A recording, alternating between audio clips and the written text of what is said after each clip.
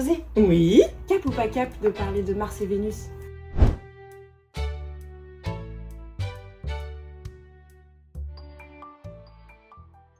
J'ai envie de parler de ça avec toi, c'est Mars et Vénus. Ouais. Légende ou réalité? Mais c'est vrai. Bah alors moi, pour moi, c'est une réalité. Ok. Mais il n'y a pas écoute, je que veux bien Mars et ton point de vue. Vénus. Il y a Saturne, il y a Oui, Pluton, il oui. y a la Lune. Il y a d'autres galaxies. Ah oui, oui, oui. Et mais oui. Ah oui, oui, oui. Alors ok, d'accord, les hommes et les femmes, on est différents. Ça c'est sûr. C'est un fait. C'est un fait. Nous sommes tous différents. Tous. Mais Oui. déjà, même en développement cérébral, on est complètement différents. Sans déconner. Ah non, non, c'est vrai. Comment ça? Ça boute? Il y a Ah, des... blub. Il y a des trucs qui Ça fait des bulles. Ben, en fait, déjà, donc, notre zone cérébrale, elle est plutôt plastique, c'est une plasticité cérébrale. Oui. Et en fait, nous, on a une zone, les femmes, qui va mûrir beaucoup plus rapidement que chez les hommes. Qui va mûrir beaucoup plus facilement que chez les hommes. Mais non, c'est donc ça. C'est donc ça, ma Josée. C'est donc Mais c'est pas possible. Tu peux pas me dire que oui. Ben oui, oui, oui. Mais moi, je pensais que ça, c'était une légende, tu vois. Non, non, absolument pas, en Mais fait. comment ça parce que c'est hormonalement, comme on n'a pas les mêmes chromosomes, du coup, au niveau de... Bah, déjà, tout est absolument différent. Donc, tu peux pas faire évoluer deux espèces, un chien, un chat et un raton laveur de la même manière, tu vois. Oui, bah, je pensais pas qu'on était aussi éloignés, les hommes et les femmes, entre comparer un chien et un raton laveur, ma Josée, mais bon. Qui est raton laveur? On vous laissera décider. Mais en fait, c'est pas ça. C'est que on peut être sur la même phase au niveau espèce. Oui. Mais au niveau développement, tout est différent. La fonction de l'homme et la fonction de la femme sont complètement et diamétralement opposées. On est là pour se reproduire, effectivement, mais en fait, la fonction de l'homme et la fonction de la femme, elle reste différente. Oui. Donc, l'évolution corporelle et donc aussi cérébrale ne peut pas être la même. Bah, tu vois, tu m'apprends quelque chose, ma Josée. Ah bah, tu vois, appelle-moi dictionnaire. Mais en fait, c'est ça. Alors, creusons, parlons en plus. Ben, donc, effectivement, les hommes viennent de Mars et les femmes de Oui. Vénus. C'est une concrète réalité parce que de toute façon, on n'est pas là pour la même fonction. Ah bah, on n'est pas câblés de la même manière. Ah, du tout. Vraiment une histoire de prise, en fait. Bah, Ouais. comme les prises, t'as la prise mâle, la prise femelle. Ouais. Mais c'est que parfois, tu persévères pour mettre la prise dans un sens, ça marche pas, mais alors que si tu la tournes un petit peu, tac. La réadaptabilité. Non, j'adore. T'as toujours les mots, toi. Hein. C'est vrai, c'est une question d'adaptabilité. Ben oui. On se réadapte chacun. Pour ça qu'on peut être bien en couple avec Michel, bien en couple avec Jean-Jacques, et puis après bien en couple avec Brigitte. Brigitte. En fait, c'est ça, c'est que c'est une question de réadaptabilité en fonction du moment de notre vie, de ce qu'on a vécu ou pas encore, de ce qu'on veut vivre, etc. D'accord. Pour ça que parfois la prise, tu la tournes un peu et poup, ça passe. Et là, boum, ça passe plus. Bon, je vais la retourner, tu vois. Ouais. Voilà. Ouais, mais pareil, il faut avoir cette connaissance et d'arriver à s'adapter, de se dire que l'autre en face n'est pas nous. Et ce qui fonctionne entre l'homme et la femme avec Mars et Vénus, donc c'est des couples hétéros. Quand tu es avec un couple homosexuel, que ce soit deux hommes ou deux femmes, est-ce qu'on a deux Vénus, deux Mars, ou est-ce que c'est un petit peu aussi comme le yin et le yang? Est-ce qu'on a quand même en nous une partie de Mars et une partie de Vénus? Comment ça fonctionne, ça? Je pense qu'en réalité, chaque homme et chaque femme a une partie de Mars et une partie de Vénus. On va, dans l'hétérosexualité, tirer un petit peu plus chacun vers nos propres planètes. Mais on arrivera à se comprendre, à vivre avec l'autre, parce que en fait, on peut aussi avoir un pied sur Mars ou un pied sur Vénus. Je pense que dans un couple homosexuel, ce qu'il faut arriver à voir, c'est que ça fonctionne de la même manière. Simplement, je pense qu'il y a un net équilibre aussi. Comme on disait quand on parlait effectivement du yin ou du yang dans un précédent podcast, c'est qu'effectivement, il y a à chaque fois. J'étais hyper bien partie. Ah ouais, mais là, franchement, toi, t'es fait pour ça, hein. Faire de la radio. Ah ouais. Sur Chers ARL auditeurs et FM. chères auditrices, excusez-nous, on a eu un petit... on y est, quoi. On a ce réflexe. T'as vu dans un précédent podcast? J'adore. Ah bah du coup, je sais plus ce que j'ai dit. Ah oui, non, aussi. Que donc du coup, en fait, le yin et le yang, effectivement, c'est une question d'adaptabilité. Donc quand tu es homosexuel, qu'est-ce qui t'attire concrètement chez le partenaire du même sexe que toi? C'est, je pense aussi, alors par moment d'ailleurs on le voit dans les couples homosexuels, que ce soit garçon ou fille, il y a des fois, dans certains couples, l'un des deux qui va ressembler à ce que l'autre attend en fait. Tu vois, il sera un homme, mais il aura une appétence un petit peu plus féminine. Et il y en a même d'ailleurs qui sont un peu un peu non, qui sont transgenres d'ailleurs tout court, qui sont ou même transsexuels, etc. Mais pour autant, il y a ce truc-là quand même de la masculinité qui va rester.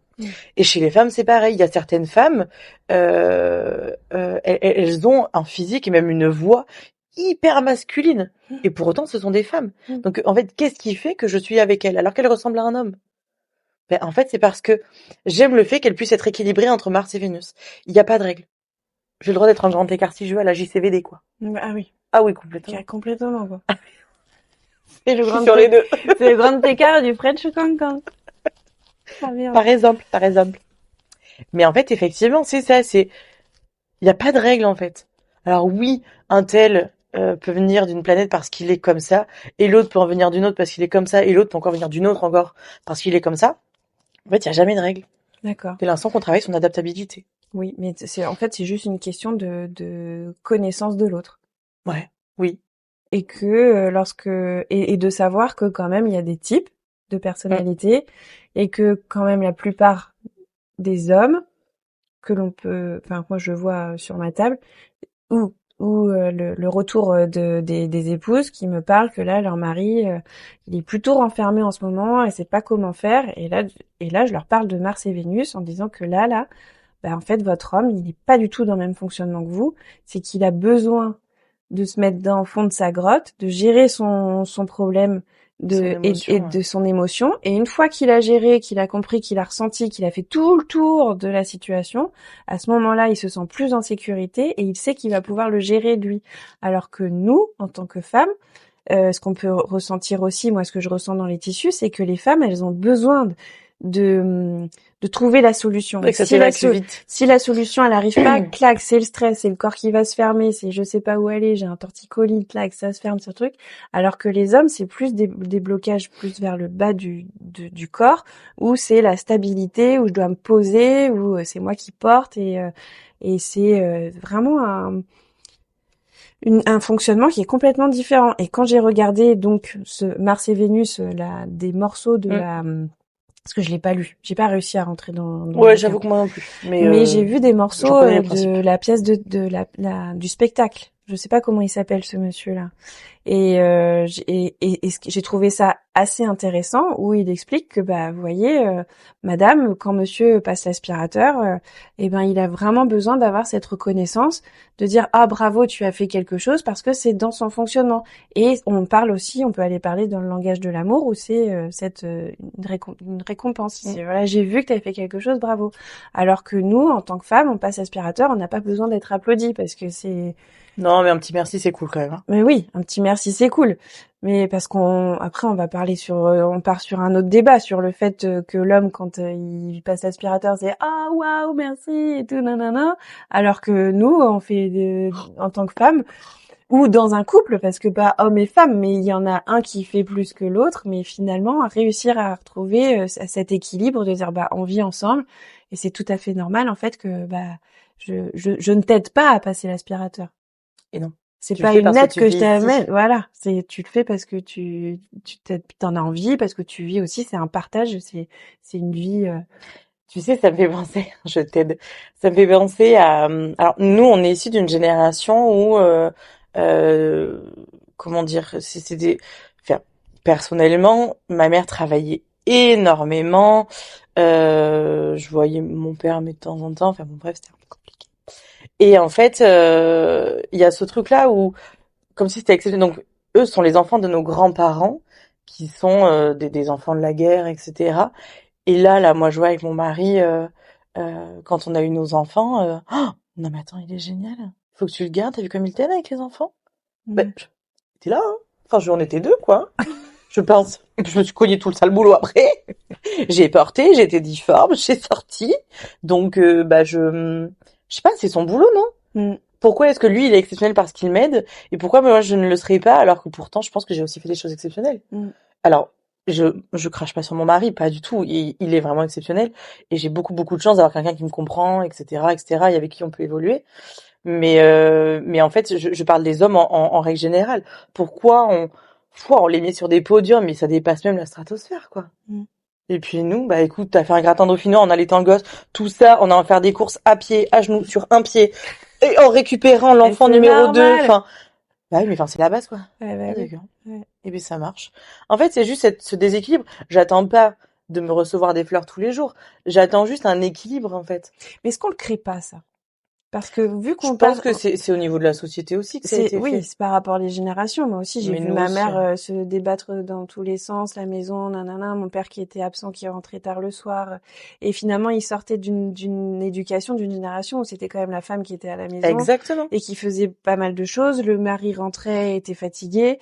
Et donc, voilà, il arrivait plus à gérer. Parti sur le fait que les hommes rentraient, ils étaient fatigués, ils n'avaient pas la capacité de pouvoir gérer ça. Alors en fait, nous, les femmes, c'est quelque chose qu'on s'est toujours imposé. Oui, c'est du générationnel. Exactement. Mais maintenant, de plus en plus d'équilibre s'installe dans les couples. Et moi je les entends sur la table parce que c'est une génération de 10 ans de moins, voire de 15 ans de moins, qui sont en installation, ils s'installent, ils commencent à vivre ensemble. Et je trouve ça, mais en fait, on revient sur le thème du choix qui a déjà été travaillé avant. C'est ok, on fait ça parce qu'on a vu ça. Et est-ce que je veux vraiment vivre comme ça? Est-ce que c'est cette vie-là que je veux qu'il et pourquoi je le fais? Mais et donc ouais, on reste toujours dans cet équilibre de Mars et de Vénus. Effectivement, et on peut se dire en fait avec tout ce qu'on voit là, que ce soit dans les films, que ce soit dans les téléréalités, encore plus, que ce soit enfin moi je le vois aussi en consultation, que ce soit en thérapie de couple ou même en thérapie personnelle. Oui, il est parti. Que ce soit en thérapie de couple ou en thérapie personnelle en fait. Et il y a ce truc là du souvent en fait maintenant ce que je constate dans ma génération à moi, le début trentaine, on va dire, parce que fin trentaine, début de quarantaine, c'est encore différent. Et même la vingtaine, c'est même encore différent. Mais dans ma génération à moi, ce que je vois, c'est qu'en fait, il y a une insatisfaction générale de la femme. Il aura beau lui apporter des choses, lui dire des choses. Aujourd'hui, les attentes ont tellement été mises en haut avec les réseaux sociaux, avec toute une libération, en fait, de la parole, avec tout ce qui a été généré aujourd'hui. Aujourd'hui, on a du mal à se satisfaire aussi de ce que l'autre peut nous apporter. Mais dans les deux sens aussi. Tu vois ça plus pour la femme que l'homme? La femme est plus insatisfaite? C'est pas qu'elle est plus insatisfaite, c'est qu'elle est plus en attente. Elle a plus d'attentes, exactement. Ah, mais ça aussi, il va falloir qu'on en parle, l'attente. Non, mais c'est vrai, quoi. T'as décroché les jambes, José. Bah ouais, parce que ça m'énerve, tu vois, ça m'énerve. Les gens qui attendent, ils cherchent. Mais en fait, c'est ça. Et donc, ils vont provoquer le truc. Mais du coup, la plupart des engueulades vont subvenir de ça. Parce que, c'est bon, c'est à toi là de venir vers moi. Mais oui, mais pourquoi l'autre, il vient pas non plus? Mais ouais. Oui, mais parce qu'il le sait quand même. Donc, en fait, c'est... Ah, ça aussi, il faut qu'on en parle, hein. Il y a quand même beaucoup de choses à se dire, hein. Mais en fait, c'est ça, c'est d'avoir des attentes. Elles sont pas colossales, mais elles sont existantes. Donc, est-ce qu'on peut pas essayer de jauger nos attentes? Ce que moi, je peux attendre de toi, est-ce que toi, tu peux attendre de moi? Est-ce qu'on peut pas se le partager? Plutôt que d'être dans l'affrontement tout le temps. Peut-être qu'on peut communiquer avant, quoi. Oui. Et oui, mais donc on en revient encore à ce truc de planète entre Mars et Vénus. Donc la nana qui est sur Vénus et qui a ses attentes de princesse, parce qu'on est quand même été éduqués avec toutes les princesses, la Belle au Bois dormant, tout ça, que le prince charmant arrive, qui libère et tout. Il y a aussi ce fait que certaines femmes attendent et imaginent et idéalisent, ou même les hommes ou dans les couples, on idéalise l'autre par rapport à au dessin animé ou à l'éducation qu'on a eue en tant qu'enfant, où le prince charmant et la princesse existent. Ouais, et genre donc, coup de foudre à Notting Hill, quoi. Oui, voilà. Et donc on reste dans cette attente-là en se disant là le prince charmant il est arrivé, c'était beau, c'était super. Et puis là il est où le prince charmant? Mais en fait le prince charmant il est comme moi. Il a sa vie, il a ses émotions, il a son fonctionnement et il a son passif, ses traumas. Oui, voilà. Alors qu'ils nous le disent pas dans les contes de fées, que le Ils nous prince disent charmant pas il a ses traumas. Ça c'est pas écrit. Ne- Ils vécurent heureux et eurent beaucoup d'enfants, mais aussi ils se sont un peu galérés par rapport au trauma du prince charmant qui s'était avant payé une connasse. Et donc du coup il a peur. Avec une enfance de merde et tout Il a ses peurs, il a ses failles, mais aussi c'est qu'on dit pas, c'est que la princesse, avant de voir le prince, elle avait quand même déjà rencontré quelqu'un dans le petit bois qui était derrière, qui était aussi un connard, et du coup, elle a ses failles, et que c'était pas simple, mais ça s'est quand même très bien passé. On peut Point. le mettre ou pas? The end. Signé Disney. Ouais. Non mais oui. Et j'ai une question à te poser. Oui. J'ai peur. Pourquoi j'ai peur d'un coup? Je t'écoute, je suis dans l'écoute, je suis dans l'accueil.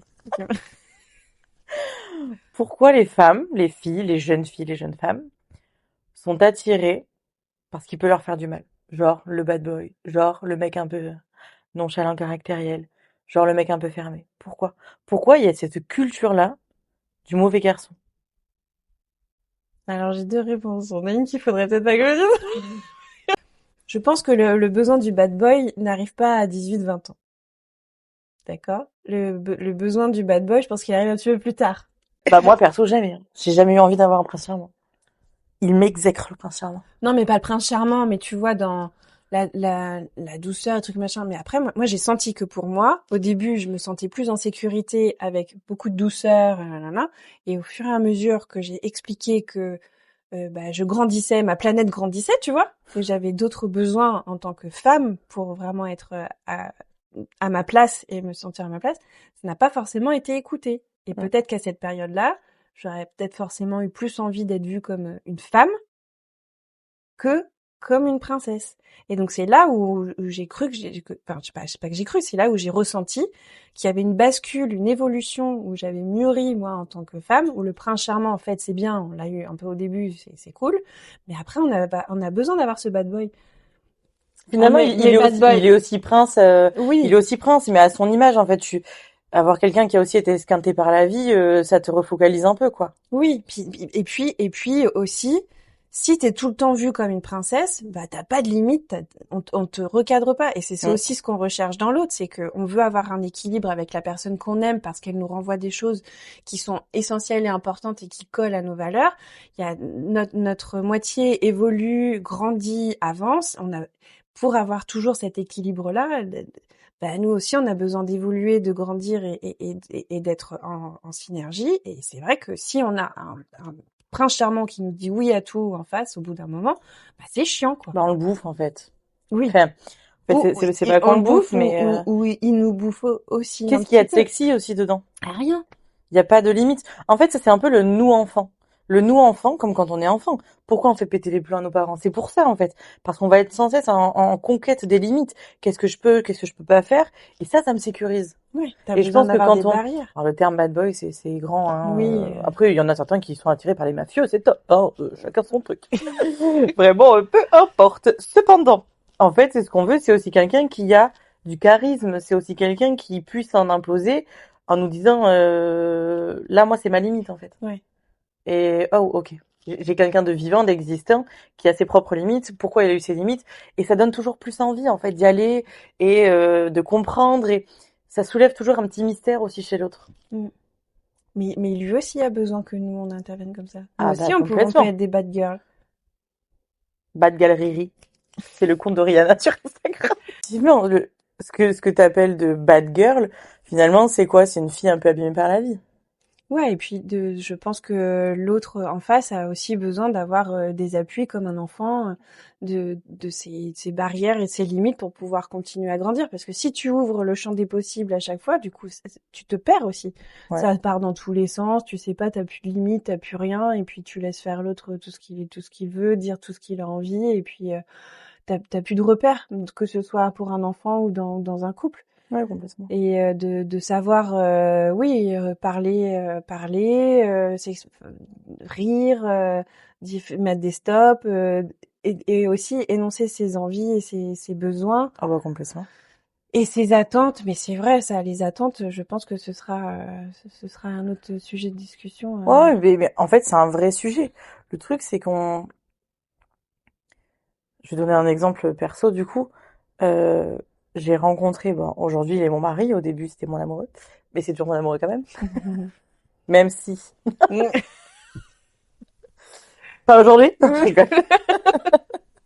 Non, non, je rigole. En fait, c'était vraiment, au début on s'est rencontrés, j'avais 18-19 ans, il en avait 17-18, enfin, là, celui que tu connais toi aujourd'hui, qui fait un peu bon chic, bon genre, bobo bordelais, ah bah pas du tout, hein. On était pas là-dessus, on était sur une petite racaillou, voilà, par un jeune homme un peu esquinté, moi pareil. En fait, la vie nous avait un peu brisés. Rien n'était fait pour qu'on se rencontre et pour qu'aujourd'hui on évolue ensemble. Rien, rien, rien. Mais en fait, c'est à ce moment-là, j'avais aucune attente. Je pense qu'il en avait pas non plus. J'étais la Xème nana de passage dans sa vie. Moi, je me suis dit, j'ai un peu été échaudée là, par la jante masculine. Je m'arrête là. Et en fait, je pense que par moment, il faut pas mettre de barrière à ce qu'on peut vivre. Donc, pas avoir toujours des attentes. J'attends ça, j'attends ça. Apprends aussi à recevoir ce qu'on peut t'apporter. Et ce que tu n'attends pas, ça peut aussi te faire du bien. Tu peux te prendre une claque, bien sûr. Mais comme tu peux aussi avoir une caresse toute douce qui te dit, ça va aller, quoi. Ouais, ou alors être dans l'action, déclencher. En fait, on a le choix. On a le choix. On a le choix. Mais non, mais c'est soit on se laisse un petit peu porter et on verra bien. Et je vais voir ce qu'il peut m'apporter et après, j'imposerai mes attentes et mes limites. Et inversement, chez l'homme aussi, ou chez la femme, oh, tout le monde. Ok. Ça marche même chez les hérissons. Tout le monde. En fait, c'est ce truc du je calibre ma vie à moi, donc j'ai mon monde à moi, ça m'appartient. Est-ce qu'avec mon monde à moi, je peux créer quelque chose de plus grand avec le monde de quelqu'un d'autre? Ah, c'est beau. Ah oui. Bah oui, mais sinon t'évolues pas. Si tu construis ton monde autour du sien, Oui, oui. ou si tu te défais de ton propre monde pour aller dans le sien, t'as plus rien. Ça me meut. Je ne sais plus quoi dire pour faire de la rigolade maintenant. Non, mais ça m'émeut dans le sens où la manière dont tu parles de ces rencontres et de choix, et ça me fait une image, moi. Je me fais mon tableau, quoi. Par rapport à ce que j'ai vécu, de ce que je vis, de comment on est. Donc ça me meut. J'ai les papillons dans le ventre. Et toi, Mars et Vénus, alors, parce que tu m'as posé la question. Mais... Et Et toi, toi? du coup? Ben, alors, Mars et Vénus, j'ai un petit peu répondu quand même. Oui. Je pense qu'effectivement, enfin, en fait, je le sais. Je sais que mécaniquement, on n'est pas les mêmes. Donc, il y a forcément, effectivement, on peut aussi être représenté par des planètes, par des fruits, par des légumes, parce que t'as envie, par un bonbon tout doux, un bonbon qui pique. En fait, vraiment, je pense qu'effectivement, on a deux atmosphères assez différentes, mais que, comme pour notre système solaire, ça peut quand même bien fonctionner, quoi. Oui. Tu vois, pourtant, chacun tourne autour de tout le monde et pour autant, chacun a toujours sa place. Même quand on a l'alignement des planètes là et qu'on a notre système solaire en folie, ouais, ça peut exister. Mais l'équilibre, il existe malgré tout. Donc, je pense qu'on est différents, oui, et il le faut. Qu'on soit un homme ou une femme, ou deux hommes ou deux femmes, il est nécessaire qu'il y ait cette différence dans tous les cas. Mais je pense que tant qu'on arrive à garder l'équilibre, ça peut marcher en fait. Et puis de discuter. Ah, il faut communiquer. Ouais. Mais sainement. Et donc du coup, pour conclure, c'est de prendre conscience que l'autre n'est pas notre égal et il a aussi lui sa personnalité. Et c'est ça aussi, c'est d'apprendre à l'autre, que ce soit une relation, comme on a dit, professionnelle, ou une relation de famille, ou une relation d'amour. C'est ok, je t'apprends, apprends-moi, et trouvons cet équilibre-là, parce qu'on a nos deux planètes qui sont complètement différentes, et notre but, c'est que ce soit quand même aligné. Et je sais, Ouais, bien sûr. j'en ai conscience que tu sois différent. Ouais, et je l'accepte. Et je l'accepte. Et je ne veux pas te changer. De toute façon, c'est pas possible. Mars ne peut pas devenir Vénus. Non, bien sûr. En fait, c'est ça, on peut chacun s'adapter à l'autre, mais ça veut pas dire qu'on se modifie. Ah, en aucun cas. Jamais, jamais. D'ailleurs, même il le faut pas, parce qu'en fait, sinon, de qui on est tombé amoureux? La personne n'est plus là. Cependant, s'adapter, ça veut aussi dire jauger en fonction du temps. Il y a une rumeur qui dirait Oh. J'adore les que l'amour rumeurs. dure 3 ans. Ah, oui. Est-ce que t'es plutôt d'accord avec ça, ou est-ce que t'as pu ou voir ou vivre un événement qui te laisserait penser que c'est effectivement le cas? Les deux. Les deux, parce que bah, je me suis divorcée, Je me suis divorcée. je me suis divorcée de moi-même ensuite, et même l'amour dure 3 ans dans un couple, mais aussi pour soi, je pense. Là, ça va loin, mais Ouais. il y a des mues de corps que moi, en tant qu'ostéo, je les ressens. Où à Mm. un moment donné, tu arrives à une période de ta vie où tu as besoin d'avoir ce renouveau. Toi-même, de toi avec toi-même. Je sais pas, tu vas peut-être me dire que c'est vrai ou c'est pas vrai, mais il y a des périodes de vie où tu sens qu'il y a un down parce que tu sors d'une période d'excitation où tu as fait quelque chose de nouveau et là tout est calme, tout est tranquille, c'est fait. Mais et quoi d'autre alors maintenant? Mm. Qu'est-ce qu'on fait? Et je pense que dans un couple ou même dans une relation d'amitié ou dans une relation d'amour, tu as aussi cette période-là où, voilà, on a eu un projet, genre on achète une maison, tu achètes la maison, alors ça prend du temps, tu la cherches, tu fais la banque, tu fais les travaux, t'es dedans, t'en profites, et ben ça y est. En fait, c'était une période d'excitation super intense. Bah maintenant, la maison est faite, qu'est-ce qu'on fait, quoi? Et il n'y a plus le, oui, aide-moi. La dopamine. Merci. Et ça, tu penses, ma Josée, qu'on va pouvoir en parler dans un prochain podcast? Je pense parce que c'est un vrai sujet, le travail sur nos hormones qui se génèrent seules. Ensuite, notre capacité à pouvoir les générer à travers des projets, à travers de nouvelles constructions. Parce que l'amour ne dure pas 3 ans. La dopamine maximale dure 3 ans. Hâte de savoir tout ça. L'amour peut être éternel. Oui, hâte, trop hâte. À bientôt. À bientôt!